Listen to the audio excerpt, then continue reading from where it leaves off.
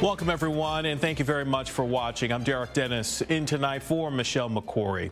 Well, Turkey today launched its military operation into northern Syria. It is an incursion aimed directly at the Kurds who control the area. The Kurds have been America's longtime ally in the region and in the fight against ISIS, and now they feel abandoned. I-24 News defense correspondent Jonathan Raviv has the latest.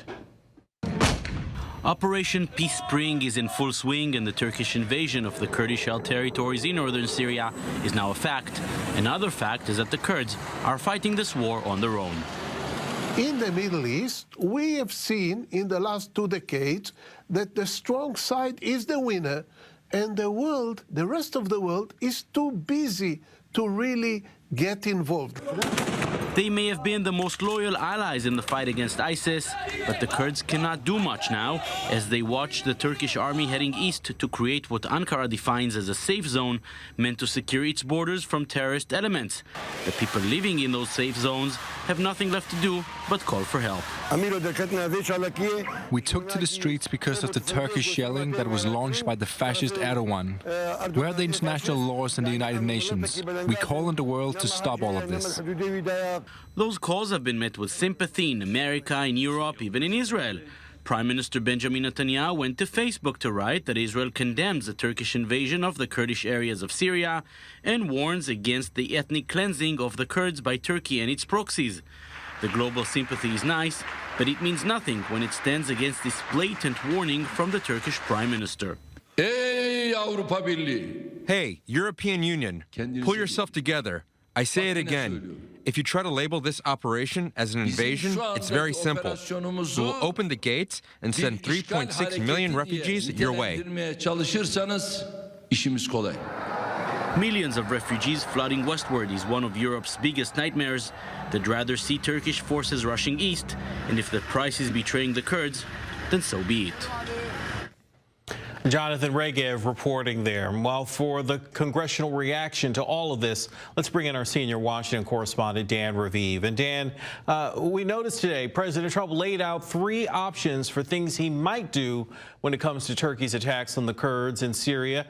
What kind of reaction are you hearing on that? Derricke, folks here who follow this subject closely feel that President Trump is trying to gain some more support, or at least some understanding, for what he decided to do in Syria. Trump is proud that he is ending, as he puts it, the ridiculous, endless wars in the Middle East. At a rally just beginning now in Minneapolis, he's expected to say that he's carrying out his election promise. And, of course, we can expect that his loyal fans, more than 20,000 expected there, will cheer. But the test may be in Congress, and it depends whether the president decides to flesh out this new set of ideas that he started talking about today, Thursday. Option number 1, send in a huge number of U.S. troops to keep Kurdish people safe. Trump said he's confident that the American people don't want a huge number of U.S. troops to go in there. Option number 2, impose harsh economic sanctions on Turkey, apparently if Turkish forces do start slaughtering the Kurds. Or option number 3, his favorite, he said, try to mediate between the Turks and the Kurds toward a possible deal. Now, if that were to become a real mediation effort, that could bring the president some more support in Congress when you consider what a loyalist in the Senate, for instance, Republican Lindsey Graham, continues to criticize. He says the fact that Trump has abandoned Kurdish militias and their families.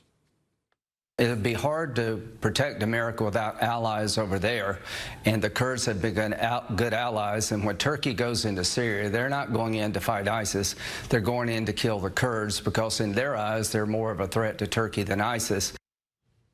As for mediation, frankly, it seems very unlikely that Turkey would agree to sit down with Kurdish groups that it labels as terrorists. Derricke? So, Dan, do you think it's clear exactly how many troops, American troops, were moved? And do we know if they were flown home to the United States? Well, that I can answer. There's no indication that U.S. troops have been coming home, flown into bases here in the United States. The same troops who were protecting Kurds or working with Kurds in northern Syria. So how many were there and where are they? Well, it's a good question. President Trump has made it sound like he has brought them home, but he also told reporters that we're talking about 50. He made it sound like not such a big deal. 50 U.S. troops were in the zone where Turkey's invasion might occur, and they could be in danger. At the Pentagon, they speak of 50 to 100 who were moved to other zones in Syria. So you may wonder, why aren't we getting the full story? It looks to me as though President Trump is trying to, well, trot out the story that he's getting all Americans out of Syria to see what the reaction will be, both internationally, where so far it seems to be very negative. Israel, for instance, is very concerned about what it considers the U.S. abandoning the Kurds. And what about the reaction here in the United States? I guess that's what really counts for him more than anything. That's why it'll come up at the big political rally in Minnesota, and he'll probably keep talking about a possible mediation effort and that he is getting the Americans out of Syria. He's proud of it, Derricke, though we still don't know the full details. Derricke? Keeping us guessing for sure. All right, senior Washington correspondent Dan Raviv. Dan, thanks. Well, for more, I'm joined by RJ Brodsky. He's a senior fellow with the Gold Institute for International Strategy. So, Matthew, let's talk strategy here. Clearly, President Trump's serious about his America First mantra. Pulling U.S. troops out of northern Syria is an example of that, but it's also strategic, right? I mean, giving Turkey an opening to step up to the plate. Yeah, unfortunately, there's nothing strategic at all about what the president has done. The three options that he gave for what the U.S. could do. One is, of course, a straw man. No one is asked to put in thousands of troops. In fact, a number that we had there, he laughs at the fact that it's just 50. We needed one troop with an American flag who was a U.S. soldier to stand there, and that would keep Turkey at bay because they're not going to attack the United States there. The entire place was peaceful. His suggestion, of course, that the United States should mediate between Kurds and between, his own country, essentially, that we should work with Turkey and the Kurds. That's been on the table for something that the State Department has already asked to be involved in and to do for over a year. We need to wait until after the Turkish election. So he's basically asking the team he put in place, whose policy he destroyed, for what options they were already doing before, so we can kind of piece that together and make it sound intelligent right now. He's flying blind. Seems curious to me, for sure. The White House, though, is distancing itself from Turkey's military operation against the Kurds, but many Kurds feel the U.S. has abandoned them after fighting ISIS right alongside them for years. Is it abandonment? Yeah, it's absolutely abandonment. And of course, if we were going to pull out or withdraw, there's a way to do that in a process where we could have that happen without leaving a giant vacuum. But that's precisely what the president has done, is to leave a big vacuum where Turkey is coming in, where we don't know what the situation is going to look like in the future, other than we know it's going to be bad for the United States and good for ISIS, good for Iran, good for Turkey and Russia.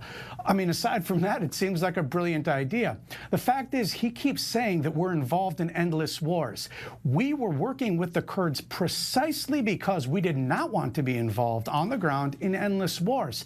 They were the ones doing the heavy lifting, and we should have their back. Unfortunately, the rhetoric he's choosing to use right now is to undersell what the United States has done. He should be actually selling the accomplishment of Syria with such a small U.S. footprint as something that's quite grand. Instead, he's trying to pretend that he's pulling these troops home because apparently he was unable to take the 14,000 troops from Afghanistan home, and he thinks this is a little sleight of hand that will get his base to be quite happy. All right, well, we'll continue to follow it. RJ Brodsky, thanks for being here on ClearCut Plus. Coming up with